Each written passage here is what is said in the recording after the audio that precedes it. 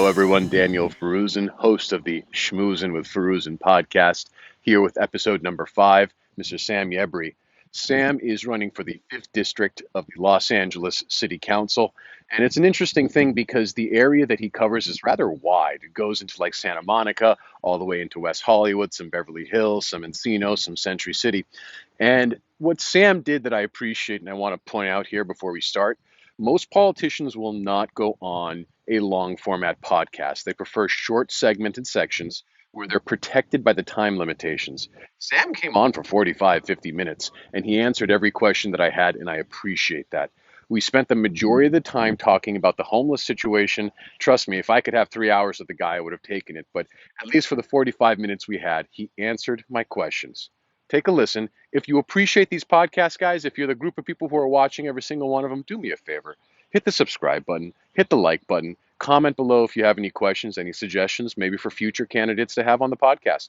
Let me know, guys, and I appreciate your time. Hello, everyone, and welcome to the 5th episode of Schmoozing with Forouzan. I am the host, Daniel Forouzan, partner and founder of Forouzan Law. I am here today with my guest, Mr. Sam Yebri. Sam is running for the 5th District of the City of Los Angeles, and he's agreed to participate in today's podcast. And I think we should start by giving credit where credit is due. A lot of people who are running for office are not going to come on some long format podcast because there's more time here to have conversations and thread out issues. And the fact that Sam is joining us here today, I think says a lot about him and says something about his campaign. Sam, how you doing, sir? Daniel, it's good to be with you. Looking forward to this conversation. Yeah, thank you so much for participating. I do appreciate it. I just want to start with some of the basics. Of course, we're going to touch upon all the hot button issues. We're going to spend a lot of time discussing homelessness. But before we get there, why don't you tell us a little bit about yourself? Sure. So my family story begins like many Americans. We came here as refugees from Iran when I was a year old. We settled in Westwood. I went to the local public elementary school, Fairburn, and eventually went off to Yale for undergrad and caught the political bug in college, working for Bill Bradley for president of New Hampshire in the snow in '99, and came back to work for Henry Waxman, who was the congressman at the time here in Los Angeles, a legendary legislator.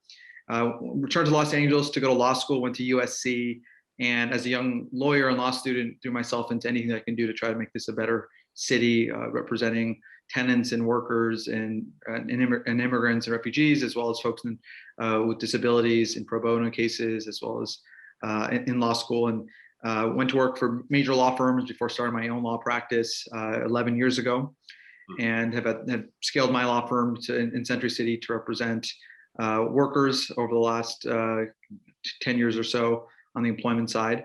But I've also represented small businesses as well over the years. So I've got a good sense of some of the challenges facing all types of businesses in the city. Outside of the office, I've been proud to serve on many nonprofit boards, including Bethesda Legal Services, which is one of the premier public interest law firms in the city, on the board of an organization called EDA, which builds housing for adults with special needs in Los Angeles, on the board of the Anti-Defamation League, that fights against hate and bigotry of all forms throughout the city, on the board of the Jewish Community Foundation, which is the largest philanthropic body in the Jewish community. In fact, I was the chair of the COVID Grants Relief Committee in 2020, giving out more than $8 million to different organizations throughout Los Angeles. I've been deeply involved in the city as well. I was on the Civil Service Commission on behalf of Mayor Villaraigosa for 4 years, overseeing personnel decisions facing city departments of all kinds. So I've got a deep understanding of how the city works and some of the challenges it faces as well with its various departments. I served on a gun violence prevention task force for City Attorney Mike Feuer, understanding some of the causes of gun violence in the city. And then when my wife and I started a family, we bought a home a couple blocks from where I was raised here in Westwood. We got deeply involved in the Westwood community as well, on the board of our local homeowners association on public safety issues, have been kind of a big focus for me, and also involved in our local library. And we're perfectly content raising our 4 little kids and being involved in the community in these different ways. But over the last 2 years, we've seen our city decline in a lot of ways, and it's become increasingly troubling. And my wife and I had a serious conversation about the future of the city and whether we want to raise our kids here. When we landed is we're going to fight to rebuild Los Angeles in a smarter, healthier way. And and make sure this is a wonderful place for all families to raise their kids and for all folks to start their businesses and to grow it. So that's really the focus for me. And we're going to talk about the big issues, and homelessness, public safety are obviously top of mind right now and then in the post-pandemic recovery. Those are really the things that I think are will determine whether Los Angeles will continue to be a first world-class city or one that continues to decline. Do you mind just restating all those accolades? I didn't get every single one of them. Geez, you sound like a very, very busy man and a guy who's been very involved in the city. That guy who's been very involved in this community. What spurred this on? What made you want to do all these things? I mean, Yeah, if I may add to that, you have a law firm, you have a family, and you have all of this other stuff, I don't want to call it extracurricular, but community affairs, political involvement. What is spurring this? What's motivating this? Yeah, I think you probably feel this too, Daniel, from all the work that you do in the community. And as an immigrant, as a refugee, I feel a real debt to the city. I love Los Angeles. I love everything about it. Never imagined I'd ever consider leaving it.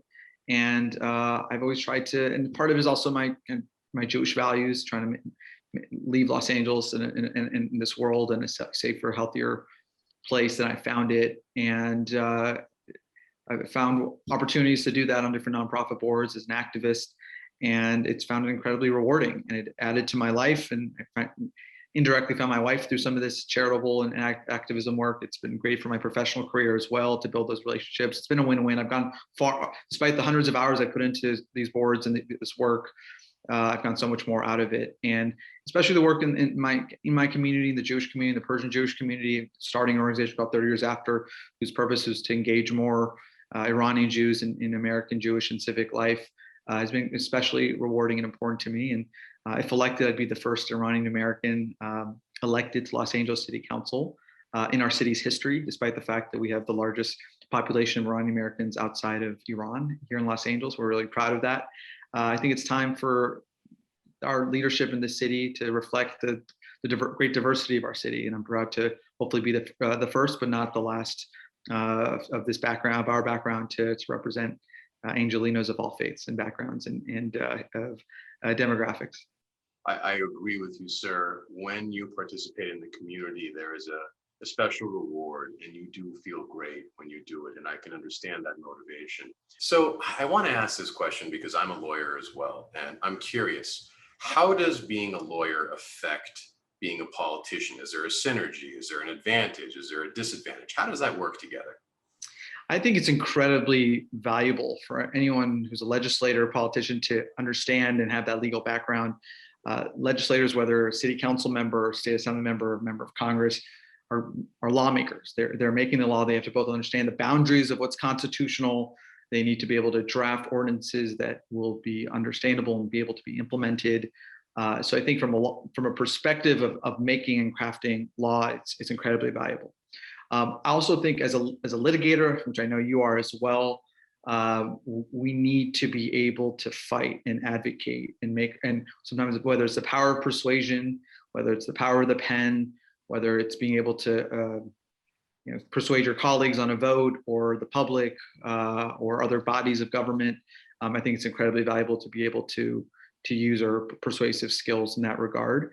I think there's also understanding how a legislative body works with the executive and also the federal courts. Homelessness is a perfect example. Judge Carter, who is handling the lead case, federal case involving the rights of the homeless versus the rights of communities on issues, not just downtown, but throughout Los Angeles. He has issued numerous orders that the city councils will have to understand how to either comply with, challenge, appeal. And the city of Los Angeles has historically been settling lawsuits as opposed to fighting them. And it's been tying its hands in terms of a lot of things that it can do in terms of housing folks who are homeless or creating housing, getting folks the services they need. Mental health is another area where massive reform is necessary, understanding how the law there. So, and then third, I would add, being a lawyer, having clients, I'm understanding that as a lawmaker, yes, we make law, but the other part of it is constituent services, especially at the local level. If your streets aren't paved, your trash is not getting picked up, police is taking too long to get there. City Hall needs to understand how to fix those problems. And it's a service industry, and I'll bring those perspectives. And then finally, having started a law firm and having employed employees, pay the workers' comp, the payroll taxes, and then that March 1st gross receipts tax the city of LA charges. Having that small business perspective, I think, is incredibly valuable and missing. There's not one other council member of the 15 who has that perspective, who's ever started or run a business, right? I think it's reflected in the policies. I think we need some folks who will balance the various interests, whether it's labor and business, tenants and workers, tenants and landlords, workers and employers. We have to get that balance right. Yeah, I remember the first time I started running payroll with a professional payroll company, and I saw how the taxes get taken out and this and that. I think my CPA had to walk me off the edge of a cliff. I was so mortified as to how the whole thing worked. And I'm not suggesting it shouldn't work that way, but clearly it is shocking to me that not more people in these districts have that small business background. And I think that's certainly valuable. And I appreciate you pointing that out. Let's talk about the districts. What districts exactly are you running for? Because when I say Los Angeles 5th District, I know what that is now that I've researched for this podcast. I know it's a big district, but the people at home might not know. Could you give us like a flavor of the places that are responsible? So Los Angeles City is the largest city within Los Angeles County. So the county's more than 10 million people. The city is more than 4 million people. And the city of Los Angeles is governed by 15 members of the city council.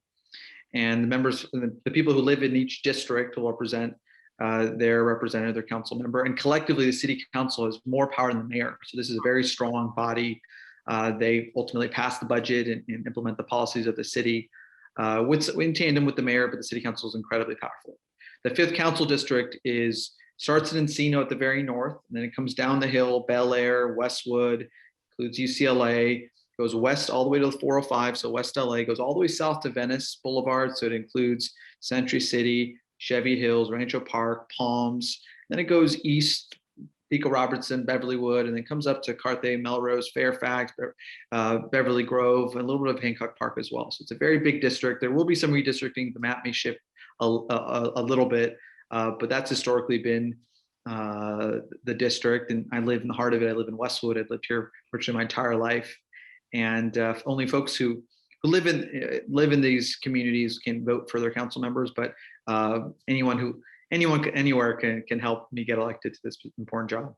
Okay, one thing I want the people at home to know is Sam does not pull his punches. We're about to get into some of the language from his website about his feelings and opinions on what's been going on in the city. But before we do that, let me just ask you outright, Sam, generally speaking, in these individual locations or within your district, what are some of the biggest issues you think people are facing? Yeah, so I've now had more than 2,000 phone calls and Zooms in the 8 months I've already been a candidate. I started in September, and the conversations that I've had have focused really on homelessness and the related issue of the cost of housing that's gone through the roof, and the mental health issues that affect folks disproportionately who are on the streets. Secondly, it's the balance between public safety and meaningful police reform. We can do both. They're not mutually exclusive, but those are the key issues. And then third is the role of City Hall in solving problems, in building back better post-pandemic, helping folks who are vulnerable, but also businesses that are struggling to survive, and making sure that this is a wonderful, livable place, providing key services. That ultimately the job of City Hall at its core is to provide services and security. That's what this body is supposed to do at this level of government. This is local issues. So the City Hall and this council member departments that we would have oversight over are the ones that aren't the sexiest, but really I think are the most important. Police and fire, sanitation, DWP, our recs and parks, our airport, our ports, our street services. These are things that make sure that if are not done well, we'll see the further decline of the city. We won't be a world-class city if we can't provide the basic services that we all rely on. We can't have parks that are clean that we can use, right? Yeah. So there's a lot more of issues that are really important, obviously, the environment and sort of how that impacts our community at the local level too. We'd have to talk to as well. But I think homelessness and housing, public safety and police reform, and then a City Hall that's actually solving problems, especially with post-pandemic. I have had friends come in from out of the country, And when they arrive, they're somewhat stunned at the nature of our city, what it looks like. And, in some areas are worse than others. And I'm not trying to finger point just yet, but it is kind of sad to see how their expectations fall short. And, whereas a lot of us have just lived here and slowly gotten used to a degree of decay in our city, which is really unfortunate. But speaking of pulling no punches, on your website, it specifically says, and I want to dovetail because I know you brought up City Hall in one of the points that you just made. So let's dovetail off that. City Hall's corruption, nepotism, and insider politics are harming this city. Please tell me what you mean by that, because that's a very aggressive statement. Yeah. So even before the pandemic, even before the rise in violent crime and the tragedy of the homelessness the last couple of years, 2 city council members, 2 of the 15, have been arrested and indicted with corruption charges. And they were, and one has already pled out, Mitch Englander. Another one, Jose Huizar, faces a potential trial. They've admitted to, or they've alleged that they've taken cash, gold, escorts in exchange for approving real estate projects, right? And these 15 people, and they get elected by catering to the real estate developers and other people who want things, lobbyists and all the business interests. And that's where a lot of their financing comes from for their elections. And they aren't putting the people of our community first. They aren't putting you and I and the hardworking folks of Los Angeles first. They're making decisions that are good for these insiders. And the fact that 2 out of the 15 and others were investigated as well, the 2 that will face federal prison, I think you can draw a clear line from that corruption and to the poor decisions that they have made over the years that have gotten us into the rut. And if you look at who becomes city council members generally, it's staff members of bosses, it's legislators who go from Sacramento to here, it's activists that are part of the process. Very few outsiders, very few folks in the private sector, very few folks who are community leaders make that plunge. It's not easy. I can tell you it's not easy to do this. You're giving up a lot to do it, and folks who are from the system generally get elected. And things need to change. So when I decided to run, I decided to run an entirely different campaign. I'm not taking $1 from anyone who's going to ask me for anything at any time in the future. No one who views this as transactional. No one who can ever say that I'm on anyone's payroll. So I'm not taking money from real estate developers. I'm talking to them, getting their best advice, but I'm not hat in hand seeking their money. I'm taking money from cannabis companies whose licenses are very valuable. Billboard companies, those their contracts and how the city regulates them is incredibly valuable, and they're trying to get those expanded all throughout the city and become electronic. Oil and gas companies, the 5th Council District has more oil and gas wells that are active under our homes and our schools and our houses of worship than anywhere in the city. There's a Pico and Doheny, probably an area that we've driven by. 51 oil and gas wells are active, pumping every day right under that intersection. And so I'm not taking money from those groups, nor am I taking money from any business entity, enterprise, any PAC. I'm just taking money from individuals. And even with that, I've raised more money than any candidate for city council ever. It was a first-time candidate in his or her first quarter. So more than 1,500 people have already donated to my campaign all throughout the city. So I feel like my message of change and of cleaning up this mess is really resonating. And I think that's what we all really want, is we just want solutions and someone from the system who's relying on the same sources of funding to get them elected, whose whole sole experience in life is to be a staffer or to be a legislator, is not going to take these problems head on and ask the hard questions. And going back to the point of a litigator, we need someone who's going to ask the hard questions and not take no for an answer, and won't take, how government generally works, right? The bureaucracy or some of the red tape for granted. I think we're sick of it. We need actual solutions for these problems that we're going to talk about today. Well, let's pull back that curtain, because I think that's very interesting. The average person thinks, oh, of course there's corruption. And then they hear you say those things and they see, hey, there's the corruption. But sometimes I feel like the devil is in the details. I'll give you an example. I work in the law industry, and I'm aware of certain questionable practices in terms of how marketing is done, where people effectively pay for an award. The average person seeing these awards doesn't know the lawyer has literally paid to have that plaque. And when I tell the average person that, they're like, whoa, really? You lawyers can get away with that? I didn't know that's the case. sometimes I think education, enlightenment, informing people is one of the most empowering things you can do.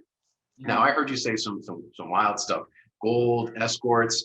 Could you pull back the curtain here a little bit and tell us exactly what's going on? Yeah, so how our city works is city council members, collectively, the city council decides what generally gets built where. We have, there's a general plan, there's community plans, specific plans, but basically if a developer or builder wants to build something that beyond bigger, that's different than what is the kind of what's generally been permitted in a certain area, the council member has final say. And that one council member in that area can say, yeah, you can build a 16-story skyscraper right on quiet residential block if he or she says, yeah, I'm going to approve it.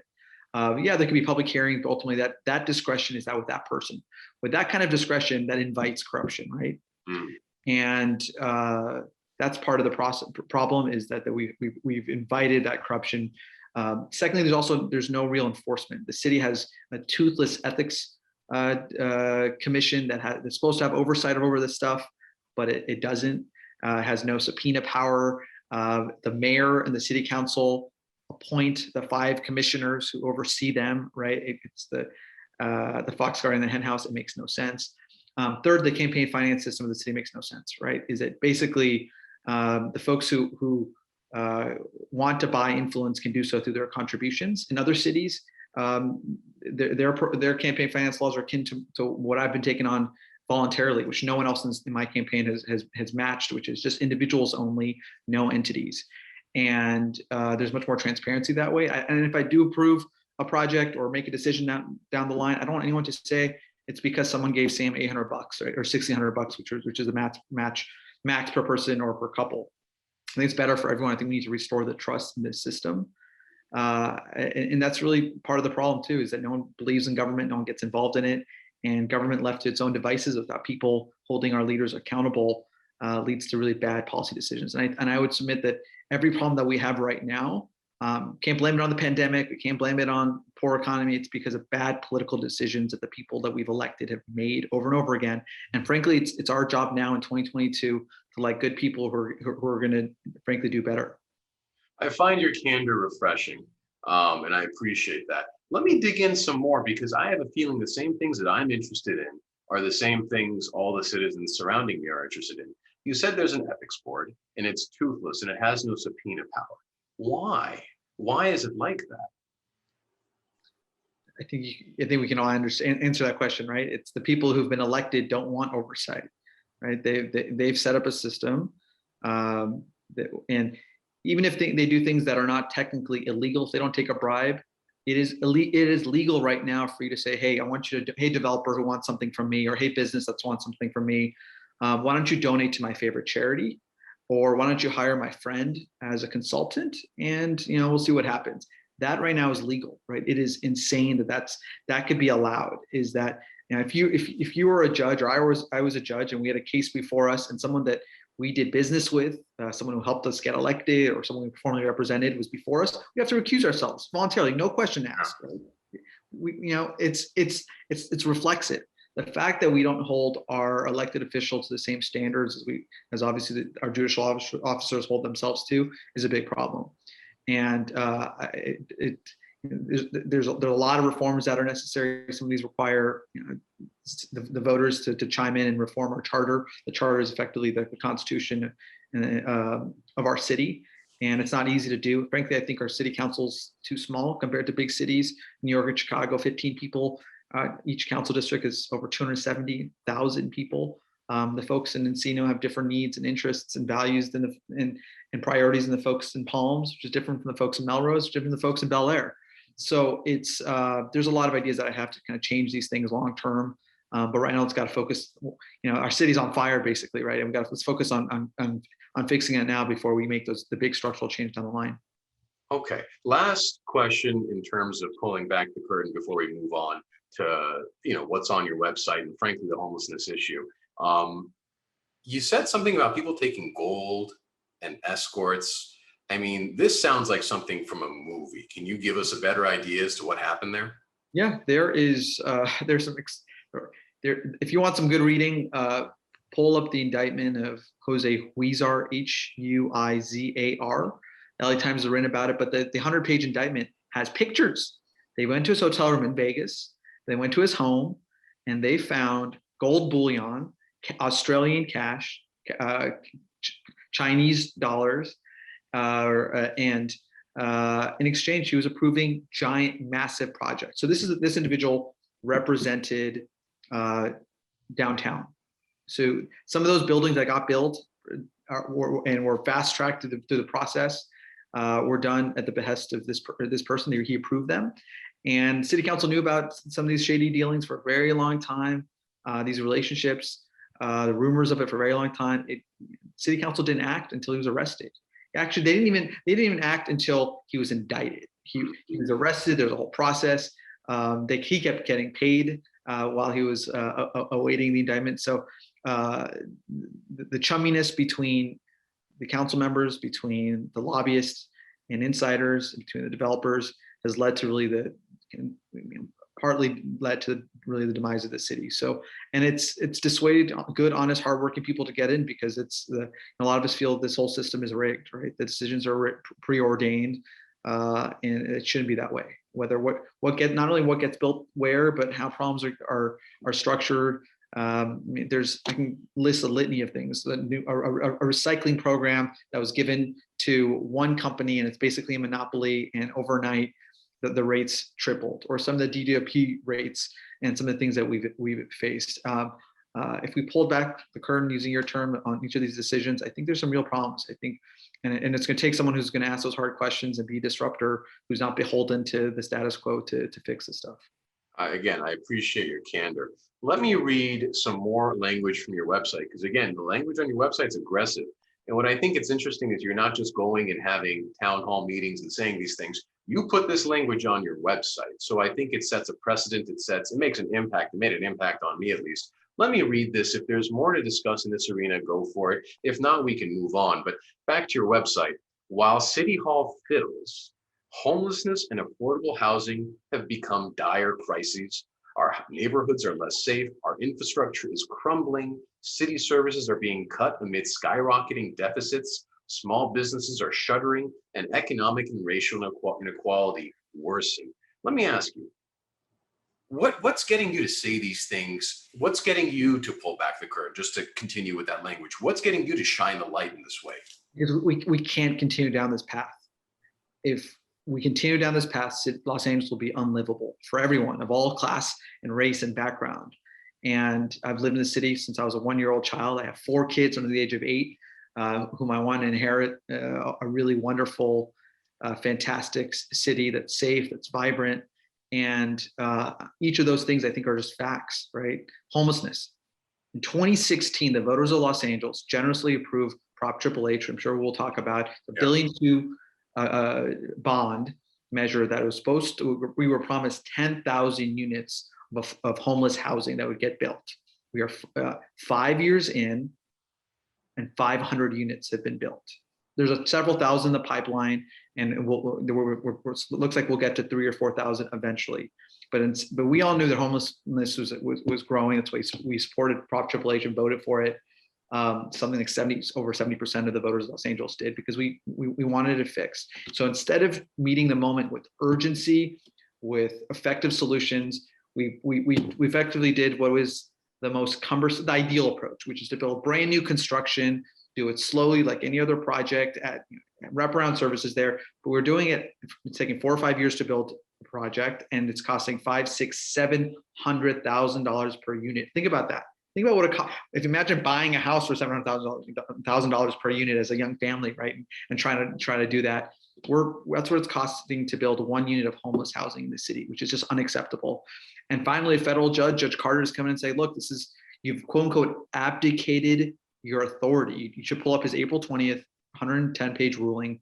And he rips apart our city and our county leaders for failing to protect the folks who are unhoused, to protect neighborhoods, to help businesses, to folks who are disabled or trying to get past some of these streets that are blocked. So I think the homelessness crisis we've seen, everyone can make excuses for who's in office. We've tried really hard. There's been lawsuits, been whatever it is.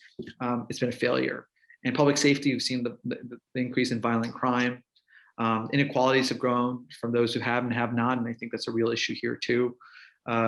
Small businesses are suffering. Pre-pandemic, they were suffering, and that's just gone worse. I'll use Westwood Village, an area that's really close to my heart. Grew up there, spent a lot of time there. Pre-pandemic, had a 25% vacancy rate. Nothing about COVID, right? Just there's a lack of leadership, problems between neighbors and landowners, and there's a specific plan that tells that prohibits what can come in, what kinds of restaurants, how much parking it has to have, how the design requirements for every single sign you put up. It's just really onerous, and had a 25% vacancy rate. Now it's 42% post-pandemic, and there's no solutions that are being proposed about how to fix that, right? And on each of these issues, it's activists and neighbors and homeowners and community leaders that are left to fend for themselves. There's a proposal to turn part of Rancho Park into homeless housing, and the neighbors in Rancho and Cheviot and Peak Robertson, Beverlywood had to do a Kickstarter to raise money to hire a lawyer to threaten the city to put a kibosh on that idea, right? And there's been some dangerous streetcar racing, and it led to a horrific death on Olympic, several deaths on Wilshire near us. And it took those tragedies to get the city to actually act and to put some mitigation measures in place. We need a city hall that's going to be proactive, not reactive, that's going to look out for our best interests, not those who are that they're beholden to. So I think we need a whole complete reorientation of how City Hall works. And that's what appeals to me about this job at this moment. It's not being a legislator in Sacramento, talking head, or in DC. It's not D versus R. This is about getting the job done, providing results, delivering results for people who really matter.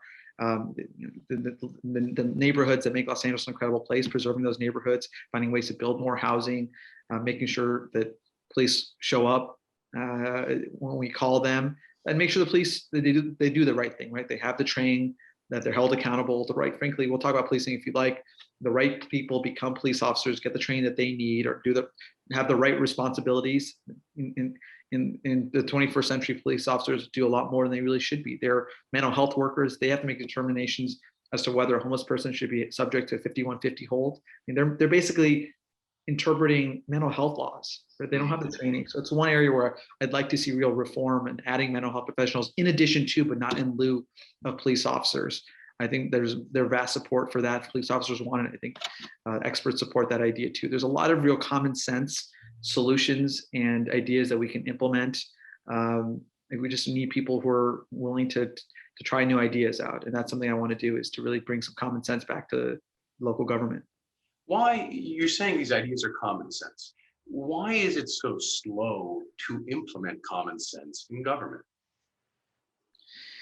Yeah, so City Hall, there's 15 folks. You got to get to 8 to have a majority. And so there's some of this is building a consensus. Varies on the issue, but there are stakeholders who sometimes get in the way of progress on some issues. There have been lawsuits, and just government. City Hall is a big, there's only 15 people. It's a giant. It's a giant body of 50,000 employees, or 30 different departments. And unless there are people who are pushing things through and making sure things get done, the folks that you elect and the city council member and his or her staff members, left to its own devices, city and government works slowly, right? And that's not how it should be. It should be, it's a cliche to say it should be like the private sector. I don't think that's an easy thing to say. It's not an apples to apples analogy, but it's a service industry, right? If you're trying to get a permit and it's something that should be pretty simple, why not pump it out overnight online, as opposed to having to wait in line and wait weeks or months for someone to get to it? If you're trying to put solar on your roof, you should make these things a lot easier. You're putting an ADU. We're finally as a city making those things easier with pre-printed plans and contracts and permits, things that can be done almost overnight. We're finally following the models of other cities. And I think you don't have to look very far. If you look at how neighboring cities operate, West Hollywood, Santa Monica, Culver City, they're more nimble. They're able to operate with much more innovation and technology. They're able to do things faster and better in a lot of ways. And you just got to look at the roads. I mentioned infrastructure in that email. For decades, the city of Los Angeles has deferred the maintenance and repair of its infrastructure. It's including the roads, the grid, the sewer system. It is really decades behind because we don't have the dollars and we haven't had the leadership to make the tough decisions to move things forward. Another good example is transportation. The subway is finally coming to West Los Angeles after decades. Prior generations of leaders have fought it. I welcome it. I think it's going to be transformative for our city. The subway is coming to Beverly Hills, Century City, and then Westwood Village. And then eventually there's going to be some north-south rails from the Sepulveda line. The goal is to have a rail from Van Nuys to LAX. And there's going to be the Crenshaw extension through West Hollywood as well. So we're finally going to have the city that's connected through subways and rails and that we deserve. But that takes leadership, and there's been some leadership there, but it's still slow going, and we're still years away from that. We also going to make sure that that's done right, that people like you and I and our kids actually use these subways, right? And so that takes leadership to understand, making sure that it's safe and it gets and clean, but also gets you where you need to go fast. And how to, first and last mile, how do you get to the train station? And these are also really complicated issues, and I'm excited to dig into those issues as your next council member. Okay, so look, I know your time is limited, and there's a lot of things we can talk about. Everyone's asked me to discuss homelessness with you, so let's hit that. Of course, if you want to come back on the podcast, we would love to have you. I find this very informative. Let's talk quickly about Project Triple H. Pretty sure I voted for that. It sounded like a good idea. And then I read the city controller saying some of these homes, condominiums, I'm not really sure what you call them, but some of them are costing up to $700,000. I know a lot of people who are gainfully employed who can't afford a $700,000 condominium, let alone producing one for someone who is in a homeless situation. I remember specifically, Sam, I have a friend, gets up at 5:30 every morning to do work and works long hours, doesn't complain. And when I told him about the $700,000, he looked at me and I just saw his face melt. And he confided in me. He's like, look, my condo costs $600,000. And this is not to belittle homeless people. That's not the point of this. I understand there's mental health issues. There's issues about skyrocketing cost of housing and things of that nature. I'm more so coming at this from the standpoint of how on God's earth do we spend $700,000 on building a home when we're in the middle of a homeless crisis that's supposed to be numerous? There's be volumes of these housing projects so as to house these people, get them off the streets. And we'll talk about the dangers of having them on the streets. How does a bloke get to the point of having a nearly $1 million condo for trying to house the homeless? Yeah, it's government left to its own devices without oversight, working very slowly, cumbersomely, using the same old approaches has resulted here, right? So building is not cheap, right? So instead of doing things faster and using different materials, we've done it. Triple H did the old way, which is just build brand new construction. You're in line with it with everyone else, and we did nothing to streamline the process to make it easier and faster to build this type of housing, which is supportive housing for folks who are homeless. We did nothing to unify all the different funding sources. It's really complicated. It's actually the most complicated type of housing to build as opposed to the easiest, which, and as you know, anything complicated means it's slower, and with real estate, time is money. So if it takes 5 years as opposed to 1 or 2 years to build, it's going to cost exponentially more. And the folks that I know who do this say that they spend more money with hiring lawyers and lobbyists and consultants on these types of projects than they do luxury market rate ones. It just doesn't make sense. There's also a barrier to entry. It's whether it's corruption or neglect. There's certain types of people who've been getting these contracts and building it without enough meaningful oversight, and we haven't let the market really build these projects. So in terms of homelessness, so it's obviously a housing crisis in part. It's also a mental health and addiction crisis in part. So for some folks, they're on the streets or on a bench, in a tent, or couch surfing because of a horrible event in their life, right? Whether they lost their job, got evicted, domestic violence, bankruptcy, and they're just on tough times. And I strongly support rent subsidies because I think there's tremendous ROI to keep those folks in their homes or get them back in affordable housing. making it easier to build affordable housing. So those folks can get back on their feet, whether it's job training programs as well, right to counsel potentially for folks who are low income or being evicted wrongfully. There's really approaches that make sense to help those folks get back on their feet and also prevent folks in those circumstances to fall into homelessness. Because once you're homeless on the streets, there's a real trauma that will stay with you that it's going to be much harder to address as a city later on. So I think that's a big part of it. The other part of it is the mental health aspect, right? So once you're on the streets, whether you had mental health problems before or addiction issues, they're looming there. And the statistics vary from 25 to 50% of folks who are unhoused who have mental health and addiction problems. Our mental health laws do a disservice to them. Right now, if they don't want to be, if you have a mental health problem, challenge or addiction problem, and you don't want services, you can reject it, and you can't be forced to get those help or be conserved unless you're an imminent threat to yourself or someone else or gravely disabled. And those laws need to be expanded. And there's some common sense reforms that have been proposed at the state level that have been shot down by various activists over the years. So the laws need to be expanded so folks who need the help make sure they get it, because if they don't, they're going to die on the streets. Right now, 5 people who are unhoused in Los Angeles die every day, whether it's from the elements or from OD or from violence. Homeless folks are disproportionately victims of violence. That's not a compassionate, progressive approach as a society to let people wither away and die on the streets, nor does it really work for the neighborhoods and businesses that are nearby as well. And then the other piece too is assuming folks want help, there are not enough places for folks to go. So if you have a mental health breakdown in the city, there is now, the county of Los Angeles, and a county of 10.5 million people, there are 81 residential psych beds for you to get help. So other than jails and emergency rooms, there's 81 places for you to get the help that you need, even if you want it. And that's the whole county of LA.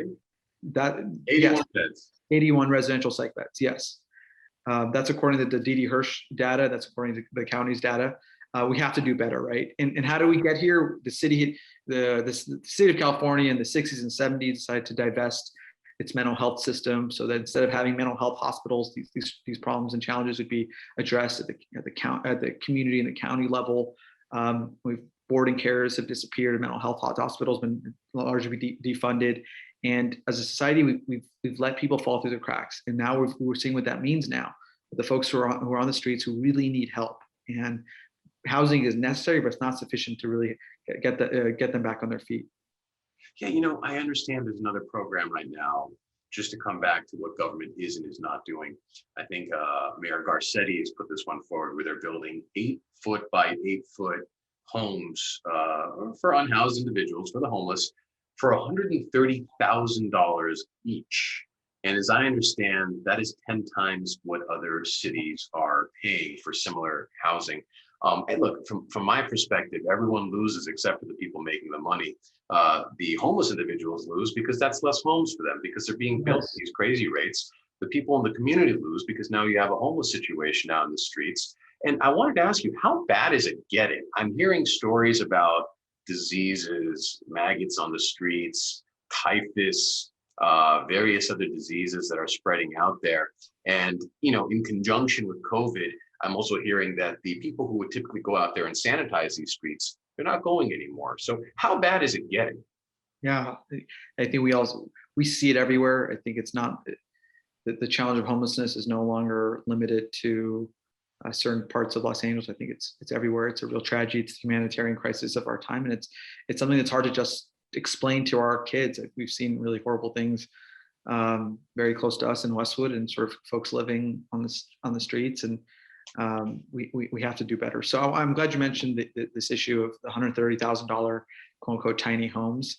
Other cities have been doing it for $5, $8, $10, $20,000 maximum, because they're 8 by 8. Some of these, roughly, whether it's pallet housing or tiny houses, the city in its infinite wisdom at first decided these things should not just be portable, temporary housing that could be moved.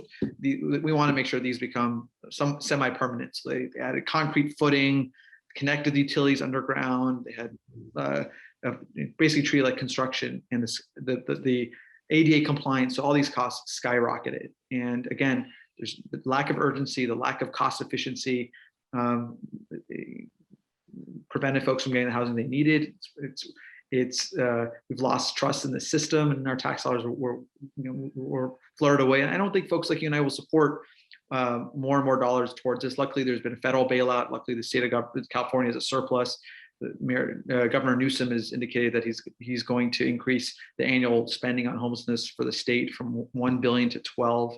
So there's more money coming in. So it's incumbent though that we spend that money in the right way. Judge Carter, who I mentioned earlier, who's looked at this with extraordinary detail, Judge Carter, the federal district court judge, has said that we have to pivot our federal dollars from expensive, cumbersome, homeless housing that is brand new construction to things that are more easier and faster to build, like these tiny houses on city land. We should pivot towards these shelters. We should buy hotels or apartments that can be leased by the city. There's certainly better uses of our dollars than how Triple H was spent before. But I think the statistics are pretty scary. The number of people who are homeless.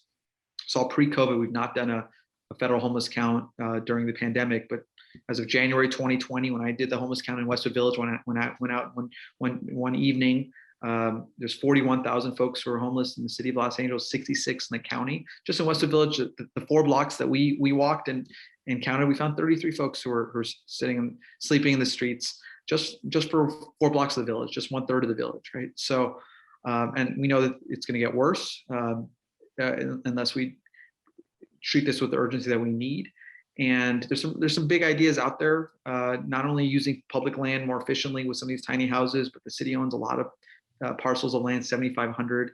The controllers identified 1,000 of them that could be suitable for housing. There's approximately 200 acres near LAX that could be used for housing in some format. The VA is 400 acres for Disneylands. I think it's a crime that there are any homeless veterans in this city. We have that land in the West Los Angeles, with a hospital there. There's plenty of buildings that could be used for housing. We have to cut through the bureaucracy. We have to demand from our leaders, the city and county and state level, and the federal level, because the VA is involved, to make sure that every homeless veteran is housed. And it's we're going to require all of us to raise this issue and tell our leaders that we're just fed up. Yeah. Well, it sounds like it's a situation where both the community, including the residents, including the homeless, are all suffering as a result of government inaction. And, let's talk about action for a minute. I do appreciate, I know I've taken a lot of your time today. I do appreciate that you've come on a long format podcast. You've allowed a lawyer to ask you questions, heaven forbid. And I think I certainly appreciate that. I think my audience will appreciate that. I think some of the ways that you phrase things and some of the candor with which you've exhibited here today is refreshing. It's nice to finally have someone just talk to me rather than just give me these, pre-cooked lines. I understand, look, we all have to memorize some of the things we're going to say, but I didn't get the sense that you were holding back. The things that you said, I live in this community. The things that you said didn't strike me as violating my view of the world or being excessively sugar-coated. If anything, you were pretty direct and to the point. So as a citizen of the city, I certainly appreciate it. What I'd love to do is I'd love if you could send me some of the links of the articles of the court case. We'll link them all down below in the comment section of this particular video. And sir, I appreciate your time. I want to give you the last word. Please go for it.